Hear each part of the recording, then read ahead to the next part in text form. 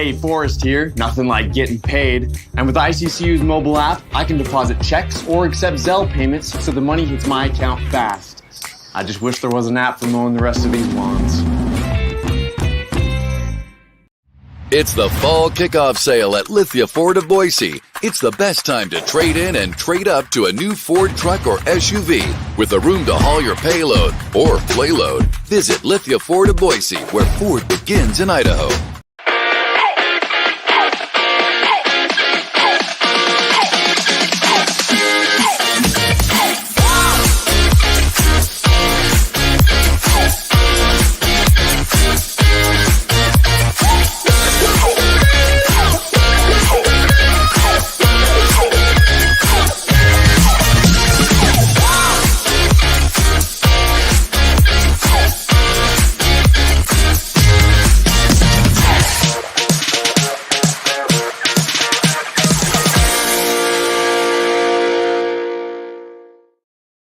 Bronco Nation News is presented by RowPaint.com, Idaho Central Credit Union, Taco Bell, by Lithia Ford, The Blue and Orange Store, Western Collective, by Jackson's, Snake River Pool and Spa, Transportation Compliance Service, Bauscher Real Estate, Ridley's Family Markets, by Circa Las Vegas, Lean Feast, and by Timberstone Golf Course.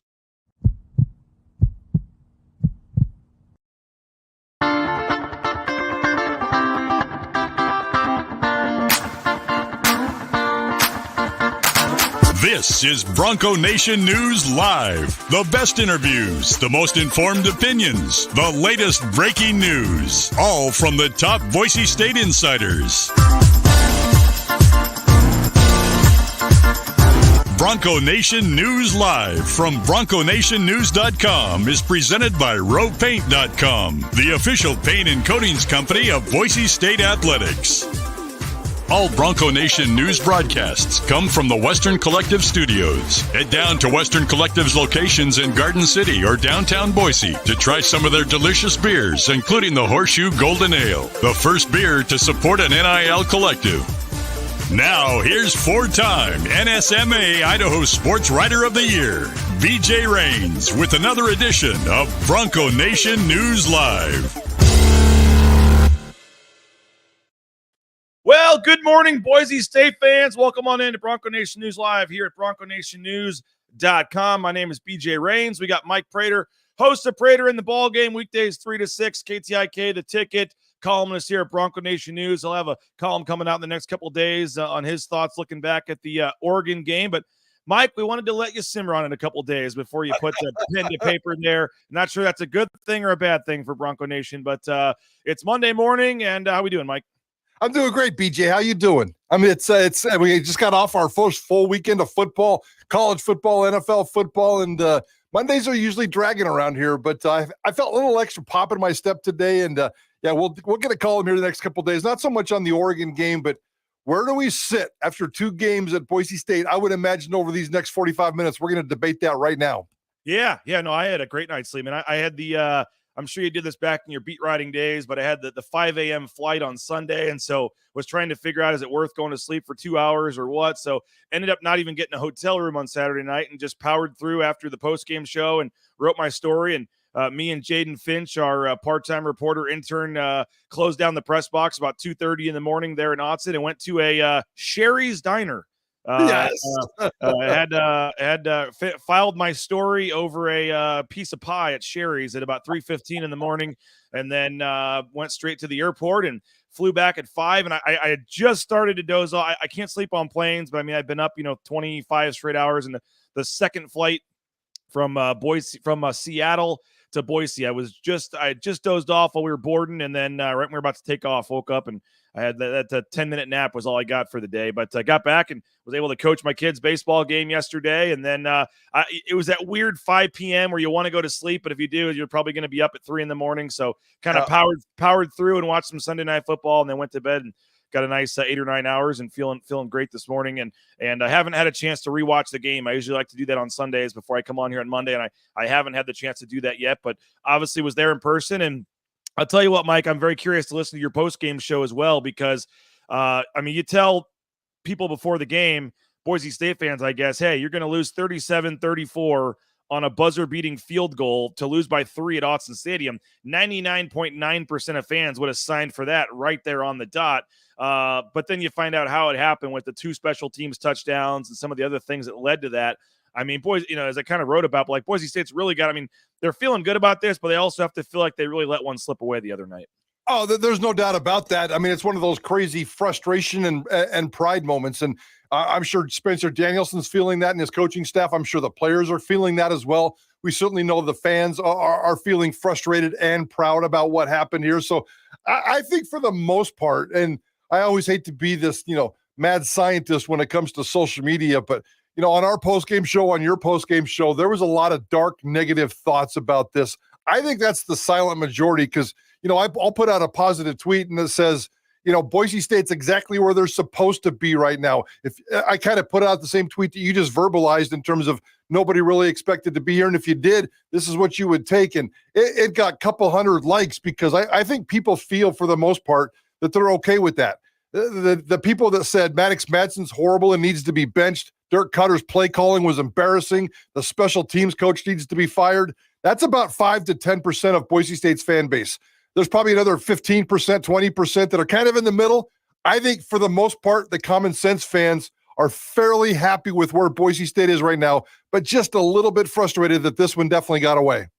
Yeah, and if you're going to bring some criticism, at least be right here. It's Keaton says, online consensus is the play calling on the last drive killed us. 3 pass plays out of empty with the Heisman on your team. Still thought the team was great. Well, that's not what happened. They ran the ball on first down with Ashton Genty. He got 4 yards up the middle. They had 2nd and 6, and they went incomplete to Matt Lauder. There was a pass breakup there, and then 3rd and 6, it was incomplete to Latrell Caples, and then they had to punt. So they did give it to Ashton Genty on the first play of that drive. He got 4 yards. Then you're at 2nd and 6, incomplete pass. Then, of course, on 3rd and 6, you got a pass. Maybe on 2nd down, they should have given it back to him there. But they didn't pass all 3 plays there. So at least be correct in what you're saying. Yeah, and that's accurate, and that's always good to know. My biggest issue was, toward the end of the first half, where there was a couple of chances to get Ashton Genty on a goal line situation. So, if we're going to nitpick 1 out of 70 play calls or whatever it was, that's fine. Bring it on. That's what we do. That's what these shows and social media are all about. But the bigger picture is here. I think Boise State football team got on a plane on Saturday night after that game and came home feeling pretty good about themselves. They're fairly healthy. We'll talk about a couple of injuries, I know. And they're 101, and they're going to be favored probably in every single game they play from here on out.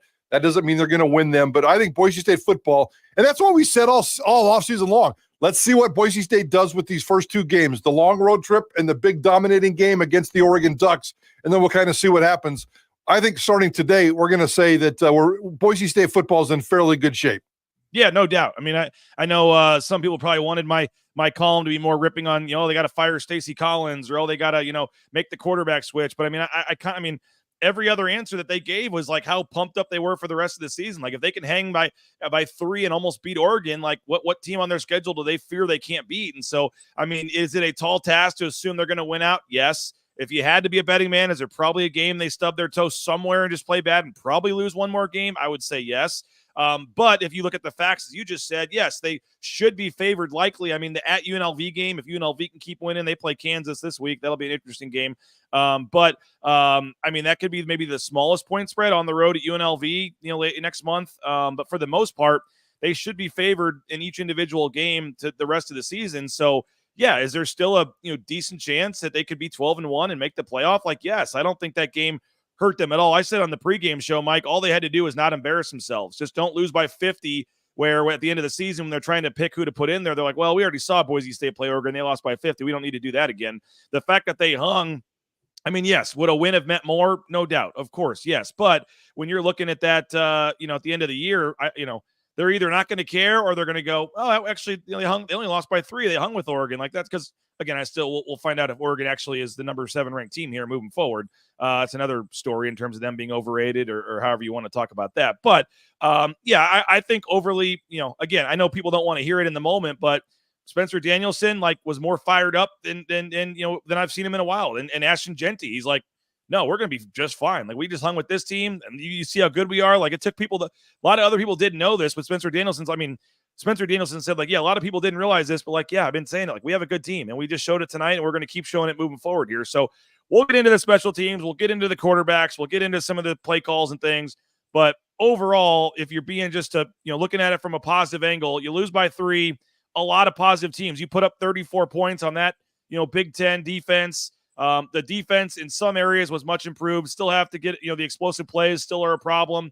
But overall, they got better on third downs. Fans were worried Oregon was going to score 60 points, Mike, and they only gave up actually 23 on defense when you count the 2 special teams touchdowns. So they're not there yet, the 2 takeaways, but I thought defensively there were a lot of encouraging signs moving forward as well. So overall, I think there's a lot of positives to take. I know there's no moral victories, but in this case, there kind of is. I think they did exactly what they needed to do, and there's some positive signs moving forward here.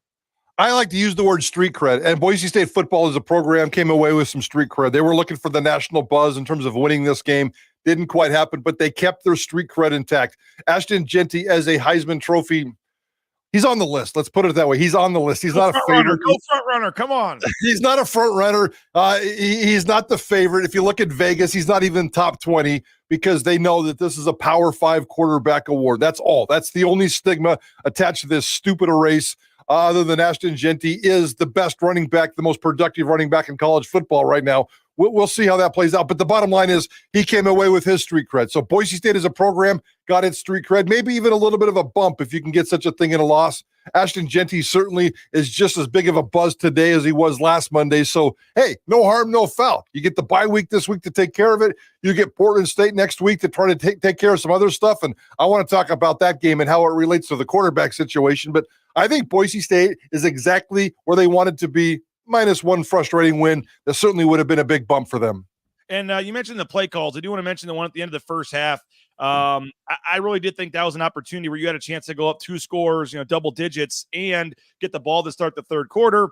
But again, if you don't score there, you do give some momentum to Oregon going into the break. And Spencer said after the game when I asked him, hey, we just wanted to take some points, have momentum, and we knew we were getting the ball to start the third quarter. But the second down play call there, they decided it would have been flipped. I mean, you had 5 seconds left. I think you probably could have run one more play. And if you don't get it, I mean, you try the 5 seconds, you do a quick pass, something.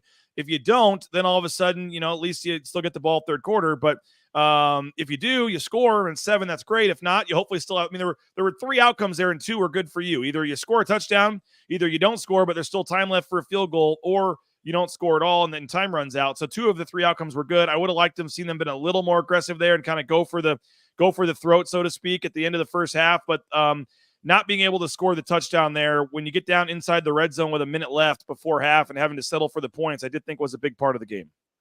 Yeah, and I think they had a timeout. As a matter of fact, I know they had at least 1 timeout there, so and they didn't play with it. So that to me was a little bit of a, if we're talking about a 30-second window, should Spencer Danielson have used a timeout? Absolutely. He's coached 5 games. He's going to make rookie mistakes. Veteran coaches make that mistake. I'm not giving him a free pass. He should have called the timeout, and I would have liked to see Ashton Jeanty getting at least 1 crack there. So, they had there was a pass to Camper, I think was one of them. I can't remember what the second one, who the target was there. And that's fine. I mean, I get the aggressive mentality. I get the play calling and the 5 seconds to run 2 or 3 plays, but Jeanty didn't get the touch and a timeout was wasted. And that's a very small window where I could sit there and second guess the coaches, but I'm not going to be, I'm not going to jump on Cutter, Collins, Danielson for the overall big picture of this football game. I thought they came away in actually pretty good shape.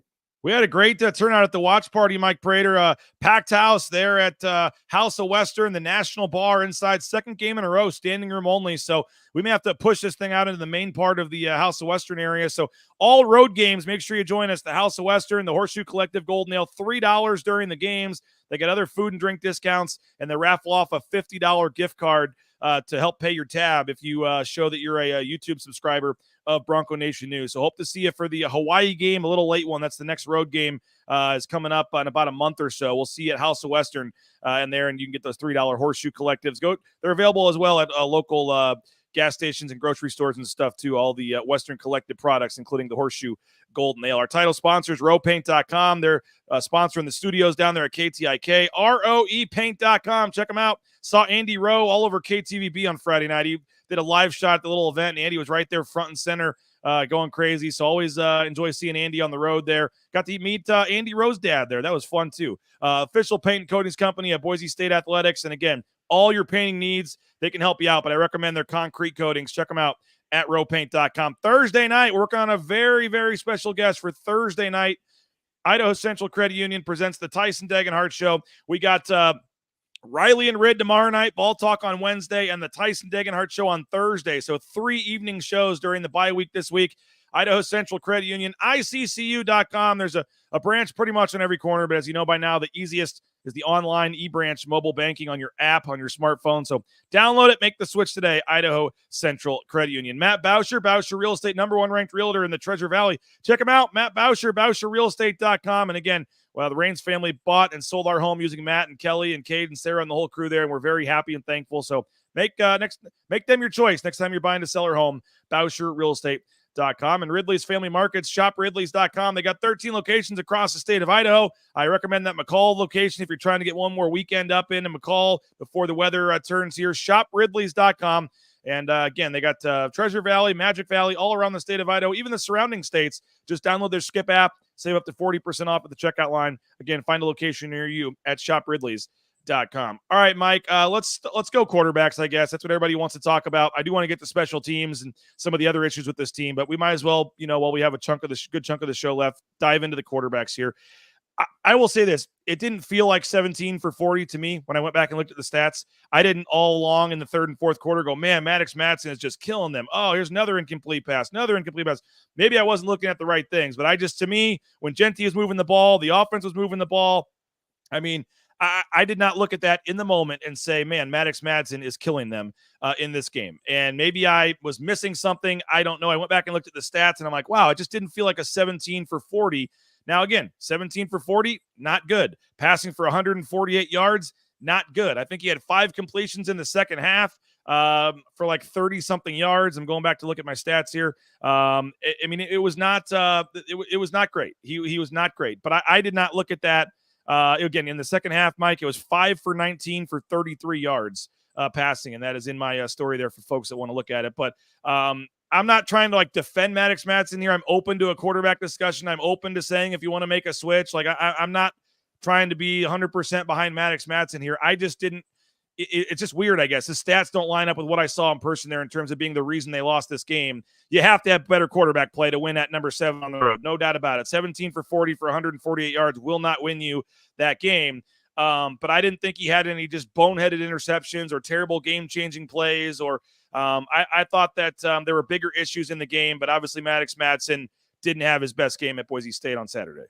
No, not even close. And he is still young. He's only started, completed, and won one game in his entire career, so he's young. But let's get beyond that. I thought he was fine, except for the third quarter. And guess what? Boise State, the only quarter that they didn't score in this game was the third quarter. He comes out at the beginning of the second half, incomplete short pass to Ashton Genty that probably should have been completed. Then he completes another short pass to Austin Bolt for 8 yards. And then he misses 8 consecutive passes. He's 1 for 10 to start the third period, to start the second half. That's the stretch where Maddox Madsen really was struggling. And I could feel it there. I could feel the angst. I could feel him being poor as a quarterback. I could feel this offense really being stuck. I could feel the collective angst of Bronco Nation thinking, this is our quarterback, and everybody piling on him. And for that third quarter, I thought that was all accurate. He was terrible in the third quarter. Outside of that, I thought he was okay. Now,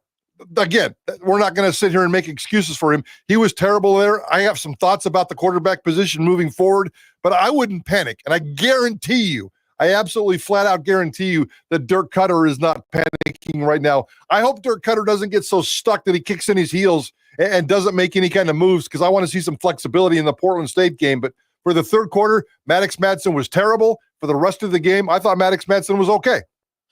Yeah, and you do wonder, at times, coaches, whenever the coaches know, fans, media, whatever, want something different and they don't want to do that, sometimes they do, stick in there to try to eventually prove that they were right and you were wrong. And you do wonder kind of what's going to happen with that moving forward. I guess my whole point is, Mike, the coaches saw 8 months of those two guys battling, and they thought and made the decision, in my opinion, a fairly one-sided decision based on the reps and things we saw in the fall camp. I don't think this was even quite as close of a battle as they laid it out to be. At least that's the way I interpret it from practice reps and things like that. I think this was a fairly one-sided battle that was won pretty easily by Maddox Madsen at the time. Now, is that because Maddox Madsen did great, or because his competition, just really wasn't ready yet at all? There's two ways to look at that, and I guess we'll never know. Was it, did Maddox Madsen win the job because he was clearly, did great and was deserved it and all this, or was Malachi Nelson just so far behind that the best option was Maddox Madsen? I don't know the answer to that. I'm not sure we'll ever know the answer to that. But I guess what I'm saying is, through 8 months of practice and then 2 games, I just don't know if 2 games is enough. If these coaches were so certain that Maddox Madsen was the starter and deserved it, I'm not sure after 2 games it's enough to say, okay, it's time to make a switch. You're right, but let's look at the bigger picture here. Everybody thought Maddox Malachi Nelson should have come into this game and replaced Maddox because they thought that would give him a better chance to win. If you want to have a long-term debate about who's the better quarterback for Boise State moving forward, I'll engage in that debate. To say that Malachi Nelson should have come in the second half of that game because he would have won that game. And we all saw that narrative over and over and over. The anti-Maddox crowd and the pro-Malachi crowd were saying that over and over. Think about this, guys. Malachi Nelson hasn't played football in almost 2 years. 2 years he hasn't played a football game. And the last time he played a football game, he was the number 1 ranked quarterback in the nation. And he was playing a postseason game for his high school football team. And guess how many points they scored in that game? 0. They got beat like 56-0. That's the last time he played a football game 2 years ago. And now you think all of a sudden, with limited reps, backup guy, he's going to come in and beat the Oregon Ducks on the road and do a better job. Look what Caleb Williams did in the NFL yesterday. Look what a lot of other quarterbacks did in the NFL every day. Just because Malachi Nelson has this fake, phony, and it just drives me crazy, 5-star recruit hype, you think he can automatically walk in and be Superman and beat the Ducks. He hasn't played football in 2 years, and the last time he played, he got his ass kicked. So, you know what? There's no way that Malachi Nelson comes in and all of a sudden is flying around and lifting Boise State over the Oregon Ducks. So I'm not going to have that conversation. If we want to have that conversation moving forward about who has the higher ceiling, jump in, let's go. But it drives me crazy that everybody thinks by the snap of the finger, Malachi Nelson's going to come in off the bench and be a great quarterback. If we're going to use higher ceiling to Dirk Cutter, you're asking that question, not me. I know, and I asked it first, and then you asked it second, and you got beat up more than I did. And I remember that moment. Yeah, and a lot of people are here saying are pretty much agreeing with you. If Malachi was ready, he would have won the job. Great point, Prater. Let's see what else we got here. A lot of similar comments. I guess, yeah, again, I agree with you that in that situation, that was not the time for Malachi Nelson. I will say this, I didn't think, should we give, can't we give Oregon's DBs a little credit too? That's a Pac-10, that's a Big Ten defense you're playing now, Pac-10 last year, but there weren't a lot, I don't remember a lot of open throws that Maddox Madsen just missed. There were a lot of tight throws that he tried to get into where they knocked the ball away, but I don't remember a lot of wide open throws where it's oh, that was just a terrible throw. No, there was a couple. There was definitely a couple. And the strength of Oregon's defense is the back half of its defense, unlike Boise State. So I think Oregon's DBs are really, really, really good. So I got no problem there whatsoever. Let's go back to last year. What was one of the biggest conversations we had last year about this wide receiver core? No separation, not helping the quarterbacks out. The wide receiver group struggled last year. And guess what? I didn't see a lot of dominant performances from the wide receivers this weekend either. Not a lot of separation because of that Oregon speed, because those Oregon DBs are pretty good. There was probably at least a half a dozen bang plays.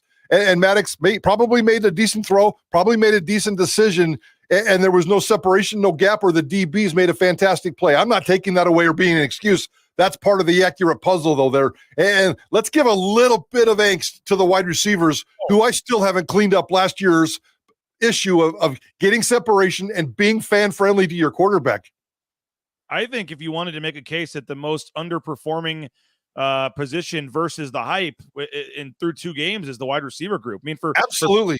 Prince Strawn really hasn't done much at all. Austin Bolt, two of your projected starters, really haven't done much. I think Bolt had a catch or two in the last game. Prince Strawn, I think, finally got on the board a little bit. But to look at, the two games to this point, when we finally get one catch for 12 yards for Prince Strawn, 2 catches for 11 yards for Austin Bolt. So through 2 games, 2 of your projected starters, Prince Strawn and Austin Bolt, have 3 combined catches. Matt Lauder, we heard so much about him being a factor in the passing game. He only has 3 catches through 2 games as well. Caples is doing his thing. I've been super impressed with Cam Camper. Camper and Caples have been the 2 guys. But for all we heard about all these other receivers and how deep they were and how that's going to just be, the number 2 unit could be the starting wide receiver group for a lot of other teams, which, again, we hype that up. I hype that up. And we saw it in practice, and we heard it from coaches. We heard it from players, and we saw, in practice, it looked great, but through 2 games, I think if you do want to pick a position, again, that has underperformed the most based on the expectations we had for them, I think an easy place to look is that wide receiver room. Chris Marshall, 4 targets, just in the first 2 games combined, 4 targets, not even catches. So Chris Marshall is struggling. Strawn, as you said, 0 targets in that first game, 5 in the second game, and not a lot of impact there whatsoever. They're going to get this group going. It's too talented not to get going, and there needs to be some connection with the quarterback. So they absolutely need to get going. But Caples and Camper, to me, are by far the best here. Genty's your 3rd best wide receiver, which shouldn't surprise us. Austin Bolt, I love the fact that they're trying to use him so much, but I'm going to say something really bad about Austin Bolt that's probably going to get me in trouble. I'm starting to wonder if he's got stone hands. I don't think he's got great hands.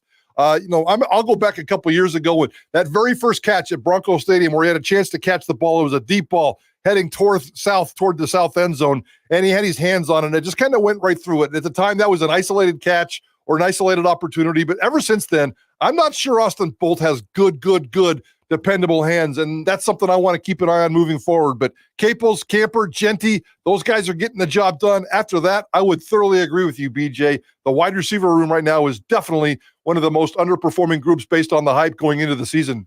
All right, back to the quarterback. So, Mike, moving forward here, Portland State, we'll have next Monday to talk about this. We got 2 weeks to talk about this, the bye week this week, and then 3 home games after that. I think if you played Maddox Madsen the entire game against Portland State, he's probably going to look really good against Portland State. And there'll be folks and coaches included saying, "Yep, this he's our guy. He's great. We're moving forward." If you want to play if you were, I'm not saying they will or should, but if you played Malachi Nelson the whole game against Portland State, I'd be curious to see how it would look, but I'm guessing it would probably still look pretty good. It's Portland State, and then you'd have the Malachi Nelson fans saying, "Look, he's great. He should have played the first 2 games. We're sticking with Malachi Nelson moving forward here." You do have 2 weeks here. We don't know I think the plan, so to speak, was, that hopefully Maddox Madsen plays good enough and he's our quarterback every game the entire season. I don't think there was a plan where let's just play the 2 road games and then we're going to switch, or let's see where we're at. Maybe we'll switch. Maybe they, in the back of their minds, they think at some point they're going to switch to Malachi Nelson. They're just not sure when. I don't know what the plan is at quarterback. I assume when you pick the guy, you hope he's the guy the entire season and you don't have to worry about it. But you do have a bye week here. You do have next week against Portland State. If there ever were a time to think about mixing in the other quarterback, this would be the 2-week stretch probably to think about doing it. I'm not sure you just make him the starter and he plays 100% moving forward. If you do give him some time, then you do start to have this kind of QB controversy again and the whole thing they said they didn't want to do. If Mike Prater were getting the $400,000 that Dirk Cutter is getting and sitting in the big chair there down at the Blameyer facility, and yes, John Reagan has asked this 10 times. We're going to get to special teams. I don't think we're stirring the pot here, Ray. I know you love to say that, but we will get to the special teams. But I think the quarterback, Bronco 130 says it is too. I'd like to know what you think about that, Bronco 130. How are we stirring the pot on the quarterbacks? Please let us know. I think we're being a real reality here, Mike Prater. I think it's a real conversation that 99% of fans at the water cooler are having right now about the quarterback situation. I don't think we're stirring the pot on anything. What do you make of the quarterback situation and what you would do moving forward here, if anything? Yeah, well, I'm glad you asked because I do want to be in charge here for the next 10 days of this Boise State football team. So put me in charge, and this is exactly what I would do.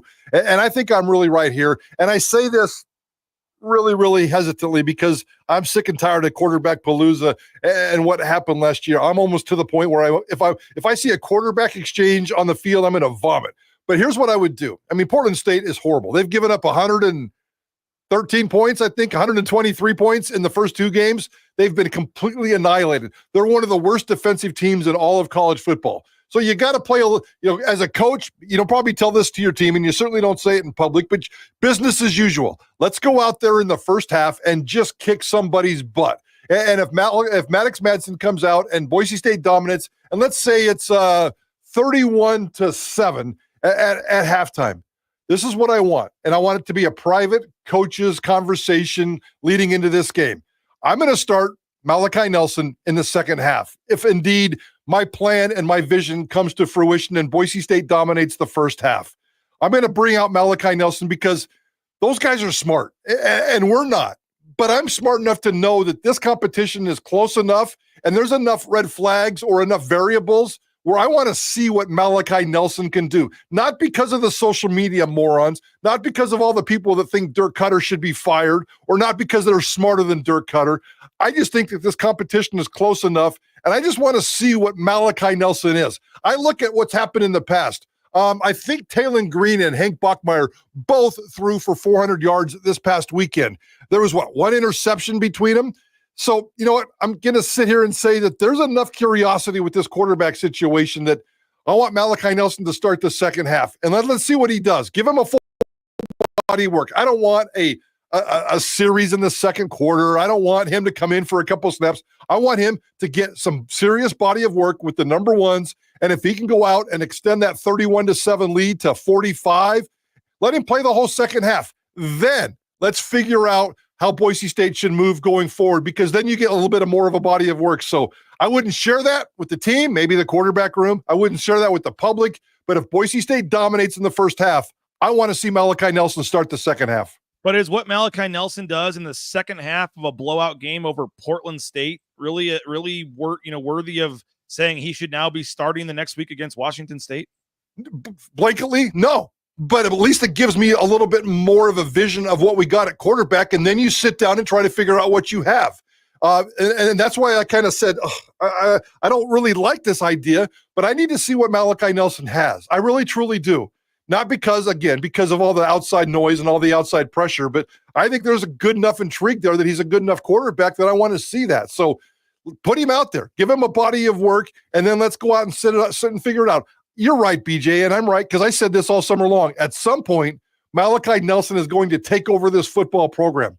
Does it matter if it's next week? Does it matter if it's next month? As long as we figure out that he's the better guy, and you'll never figure out that he's the better guy until you give him a little bit of body of work. And if he's with the ones, start of the third period, goes out there and dominates with a couple of drives, bang, bang, bang, 280-yard drives, 2 touchdowns, looks smooth doing it. Uh-oh, we've got ourselves a quarterback situation. And I guess at that point, I'd be okay with it.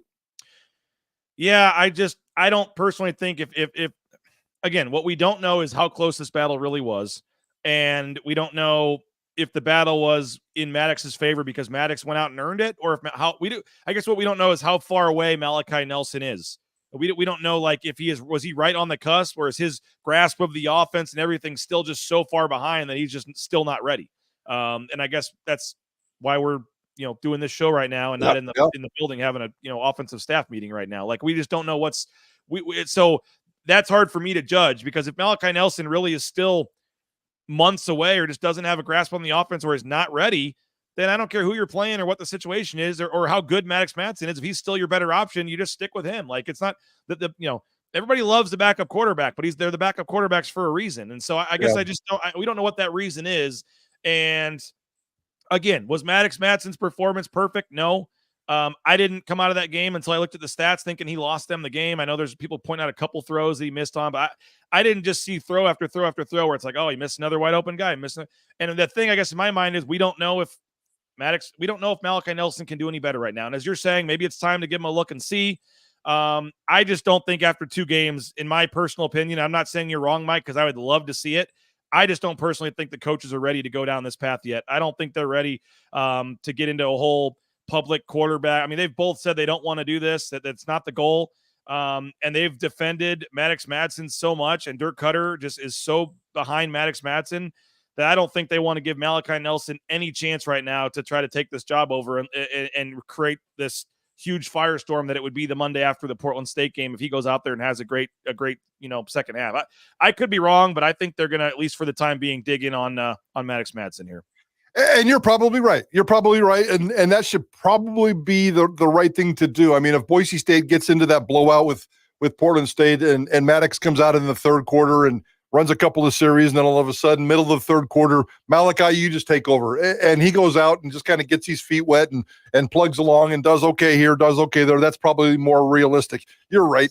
Dirk Cutter and Spencer Danielson have zero intent of creating this. Can you imagine if Maddox Madsen, after all we've been through, goes out and leads Boise State to a 31-7 lead at halftime against Portland State, and then he gets benched? Psychologically, I know that's tough for Maddox, but if you approach it early on in the week as maybe this is what we're going to do, yeah, it'll put a little seed of doubt in Maddox's mind. But I think Maddox is also a pro. He's a great teammate. He's a coach's son. He gets it. And if it's communicated well, and that's probably the big key word here for inside that locker room, not so much the fans, but if it's communicated well. And don't forget, guys, that's exactly why Andy Avalos was fired last year. We had DJ Schramm right here in this studio, and we asked him about why Andy Avalos was fired, and he used the word communication. So if Spencer Danielson, who by all accounts is very transparent and very open with the way he talks to these guys, if he tells Maddox, on Tuesday, this is what the plan is for this Saturday, maybe that's going to work, but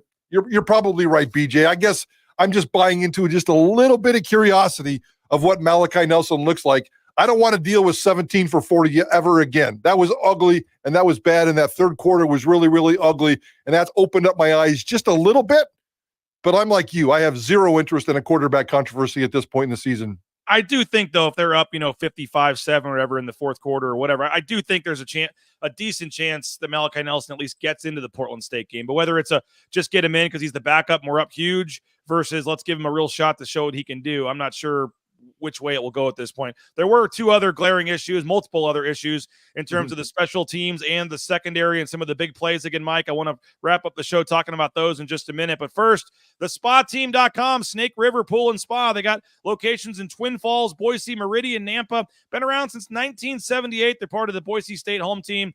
Rain's family is loving our hot spring spa from Snake River Pool and Spa. But again, if you're not looking for a spa, you want a pool table or a billiards table, something for the game room, they can help you out there as well. Snake River Pool and Spa, patio and game. Check out their full inventory online at thespateam.com. This is the fall kickoff sale for Lithia Ford of Boise. They got 6 student athletes at Boise State rocking vehicles, 4 football players. They got an event coming up 11-6 at Bora High School on Friday. All you got to do is go and test drive a vehicle. It's free. It's easy. Just test drive a vehicle, and they're going to donate $20 to Bora High School. And so it's a pretty cool event. I think Austin Bolt and some of the players are going to be out there Friday as well. We're looking to possibly do our show out there on Friday. So more details to come. But if you're in the area, you want to drive and check out one of their new vehicles or just help out, Bora High School, head out to Lithia Ford of Boise on Friday between 11 and 6. It's at Bora High School, actually. Head out to Bora High School and support Lithia Ford of Boise and Bora High School from 11 to 6. Taco Bell, TacoBellWorks.com. You're looking for some good food, check them out, TacoBellWorks.com, to get more information on applying for a job. They have the endowed scholarships for the men's and women's basketball teams. They're doing a lot of help to Boise State and to the community. So TacoBellWorks.com. And again, if you're hiring or if you're looking for a job, they're hiring, but the food is great too. So highly recommend those cheesy roll-ups for like $1. My kids get a couple of them. You can feed 2 kids for under $10. TacoBellWorks.com. Get more information. Appreciate the SON Management Group and the Nicolason family. The trucking industry is booming right now. If you're looking for a job that kind of allows you the freedom of being out on your own on the open road, maybe consider getting into the trucking industry. And the folks that can help sign you up, Transportation Compliance Service, Jeff Minert and his company, they're based in Meridian, national company that can help you all over the world. Transcomservice.com. Get more information, but all the permits and things, they can help you take care of that. The Blue and Orange Store sponsored our post-game show the other night. The blueandorangestore.com. Check them out, all your Boise State gear if you're getting ready for the home opener against Portland State. The blueandorangestore.com. You can order online, have it be delivered anywhere in the world. And again, if you're in the Boise area, just go to the Boise Town Square Mall there on the second floor next to Pro Image. Blue and Orange Store, all your Boise State gear. There's a lot of options, I know, but the most comprehensive, best selection, Blue and Orange Store. Been around since that 2006 Fiesta Bowl. Support them at the blueandorangestore.com. And Mike, today is the day. I hope folks head out to Jackson's. Thanks to Ahmed Hassani and getting that sack in the game on Saturday. You can get a 91-cent, any size coffee or fountain drink with Let's Go Rewards. That is every Monday after the game in which Ahmed Hassanin has a sack. So he got that sack on Saturday. Head on out to Jackson's today and get any size coffee or fountain drink for just 91 cents today at Jackson's. So great deal. And you can thank Ahmed Hassanin, thank Jackson's by getting that 91-cent soda or coffee out there at Jackson's. And then Lean Feast, don't forget about them. Had one earlier today, the breakfast one. They got 10,000 plus combinations, breakfast, lunch, dinner. It's all fresh. It's all healthy. Any different diet you have. And now they deliver anywhere in the Treasure Valley. So there is no excuse to not eat healthy. Lean Feast Meridian, leanfeastmeridian.com. And our boy Alex Martin is coming today, 208 Lawn and Landscape, to cut the grass today. So if you're looking for all your grass cutting, all your landscaping needs, and then also as a side project, he rents out these bounce houses. If you got a birthday party or a project coming up, support a former Bronco, Alex Martin. He's Cam Martin's brother. He's got a business, and he's helping you out with your lawn and landscape. Or if you're looking to rent a bounce house, 417-629-6832. Or you can check out 208lawnandlandscape.com for more information and to sign up with Alex Martin and 208 Lawn and Landscape. All right, final 5 minutes or so here, Mike. Let's go special teams. You gave up a kick return touchdown. You gave up a punt return touchdown. Obviously, the kick return one was a backbreaker right after you had taken the lead with 10 minutes left in the game. Was it just a fluky game, a fluky bad decision there, or do you have any kind of major concerns with Stacey Collins and the special teams here? Because, I mean, Oregon's got a pretty couple good returners there. They've got some speed, or is this a big problem for you? I hope it doesn't become a big problem, but it certainly was a problem on Saturday night. But I think everybody contributed. Maybe it's just, I'd like to think it's just one of those outliers where this entire special teams unit was just gross. And James Ferguson Reynolds is responsible for the first one. That was a horrible punt from a guy who's one of the best, if not the best punter in the country. It was a line drive, Al Kechty's coverage. I know it went 45 yards, but it never got more than 45 feet above the ground. And Boise State was put in a really, really bad situation to try to redo that one. Here's my curiosity about the kickoff return and the backbreaker and the 100 yards. Did Shive, I'm almost positive Shive was the kickoff guy for every single kickoff in this game. The first 6, and 4 of them were touchbacks. They've got him back there for a reason because I think he's got a boomer of a leg, and at this point in the season, you're going to want to get those touchbacks. Why all of a sudden did Dalmas come in, according to the book? Because I didn't see it. Was Dalmas the kickoff guy on that one? And why did they bring – so it was Shive the whole time? I believe so, yes, because that's what he was asked about after the game. Because the game book credited Dalmas with that kickoff, and that caught me off guard, and so I didn't know. And you were there, but if they brought Dalmas in for that one, why didn't that one go as a touchback? That one got caught on the 0, and then he goes 100 yards, and then we know what happened with the fumble and that nonsense. But there were some curiosities there that really, really concerned me. And then Jonah on the long field goal. Yeah, it was long, but he had plenty of leg, and I expect him to miss it. The only time I ever expect Jonah Dalmas to miss a field goal, if it's like 55 to 65 yards and he comes up a little bit short. 90% accuracy, and he happened to miss that one. So Jonah missed one that I didn't expect him to miss. I thought James Ferguson Reynolds was horrible on one punt, maybe a couple of them actually, where he didn't get burned. And then some decision-making and some execution with those 2 returns. Yeah, Spencer said after the game that they think he had that was the better option to have them at least to this point get the kickoffs through the end zone, and they feel like that's another way to get another kicker in the game. You don't forget Dalmas is gone after this season as well, so you're getting another guy a little bit of experience and get him out on the field, and they feel like he had a better chance, and also you save a little bit of the bullets in Dalmas's leg.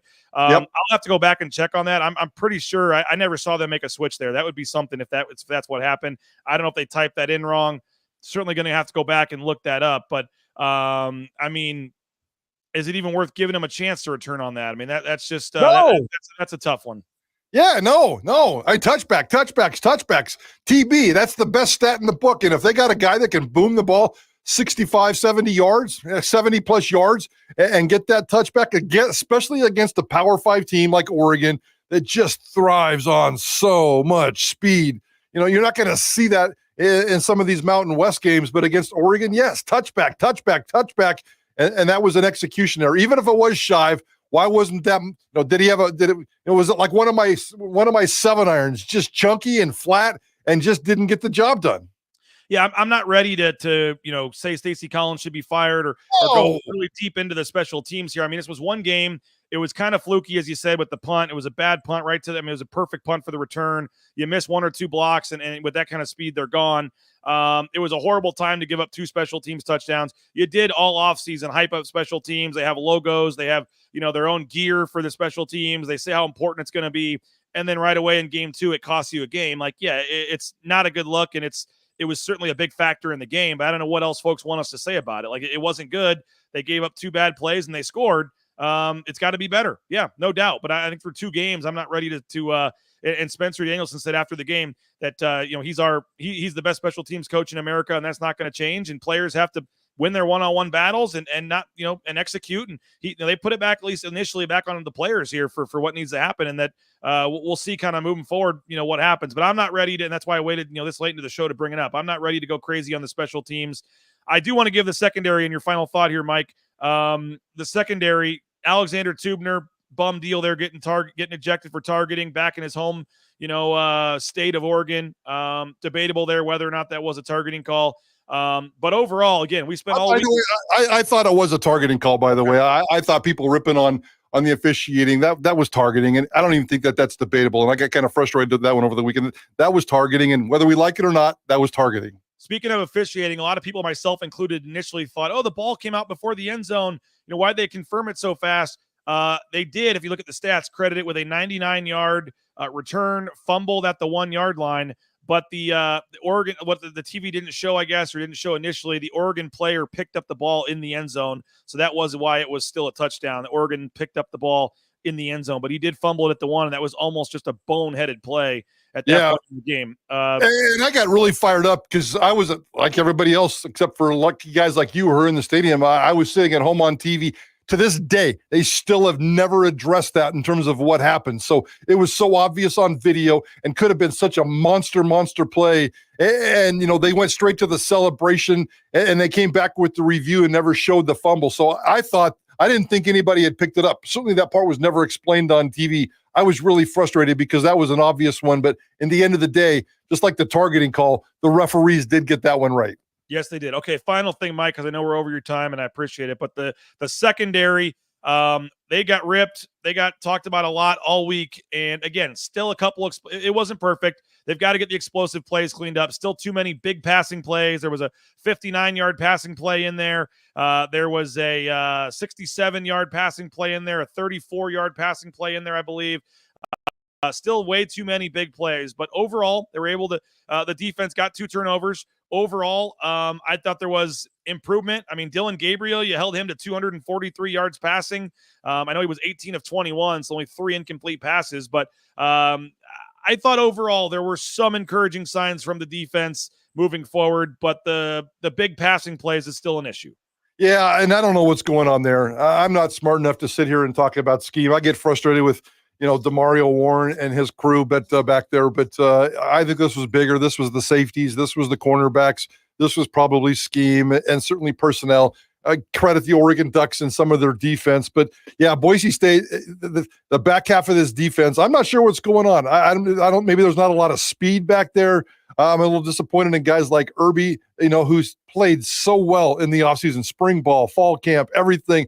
This guy's just we were at the front of hyping him up, myself included. He was great in the spring, but he has not played great through 2 games. No. And I'm not sure what's going on there. So maybe it's a chemistry issue. Maybe it's a scheme. Right now, let's blame everybody and everything because I think there's enough there going on. And I just haven't been able to pinpoint exactly what's going on. But those explosive plays and the way this defense just gives up plays, it's driving me crazy. I can't imagine what you feel like if you're a Boise State fan or the coaches or that group, because right now they're not getting the job done. Well, you guys got 3 hours. We had to squeeze this into now 48 minutes, but you guys get 3 hours to break this all down. 3 to 6 today, Idaho Sports Talk. We'll dive in later this week. We got a whole week to do this. So I think we'll go more into the secondary, more into the special teams, and obviously continue the other discussions as well. But we are limited here on time constraints as Prater's got a full-time job to get ready for the show here. But 3 hours, 3 to 6 today, Idaho Sports Talk, KTIK 95.3, The Ticket. You can hear Johnny, Prater, Bob, JP, the whole crew break this thing down for 3 hours. I'm sure you look back at the NFL week one as well. Yeah, absolutely. Looking forward to it. And I've got some big surprises later on in the week. We're working on some really fun shows. We'll keep you posted, and certainly we'll see you on Friday as well. It's a bye week, BJ, but nothing's changing around here. So we'll see you on Friday for your Bronco Nation News Report, in the 4 o'clock hour on Idaho Sports Talk. And there's no presser today. People are asking about that. There is no Spencer Danielson presser. They typically do not do media availability during the bye, so you won't hear any fresh. I don't know if they do the radio show and the TV show, but there won't be any fresh kind of interviews until next Monday of Portland State week. So those of us wanting us to crucify, Dirk Cutter and stand up and ask why all this stuff, well, we have to wait till at least next Monday for that to happen. There are 254 of you right now watching on YouTube. So before you guys exit the show here, if you can hit that like button over in the corner, we would truly appreciate your engagement on social media here. Like the video, subscribe to our channel, and help us out here as we continue to push towards 6,000 subscribers. And while you're at it, give KTIK's YouTube channel and Facebook and Twitter a follow as well. They've got their daily video segment. You want to make sure you tune in each day for that. And you can turn on the notifications, Prater. I don't know how to do it, but there's a way to turn on notifications. And anytime KTIK or BNN go live, you'll be notified right there and on your phone. You click the button and tune on into the video as well. So appreciate you guys. Thanks so much for joining us. Sorry we couldn't get to all the comments and questions. We're almost at 1,000 viewers already, which is a really good number for a Monday after a game. So just couldn't get to all the comments, but tune in at 3 o'clock. They'll help you out and try to give you a little better information, more information on what's going on. By the way, Mason Randolph, I put it on Twitter last night, should mention that he is likely out for the season. He has the J Tuss injury, from what I'm told, the bicep injury there. So Mason Randolph likely out for the year, and then didn't look good for Roger Carrion as well. So the O-line will have all week to dive into that, but they've got some issues, unfortunately, injury-wise, that they're going to have to deal with here moving forward. And again, Jay Tuss and I, 9 a.m. tomorrow. And go subscribe, go read our content. Mike Prater column coming in a couple days. And we'll talk to you guys later. Bronco Nation News live from the Western Collective Studios. Our title sponsor is rowpaint.com, BroncoNationNews.com.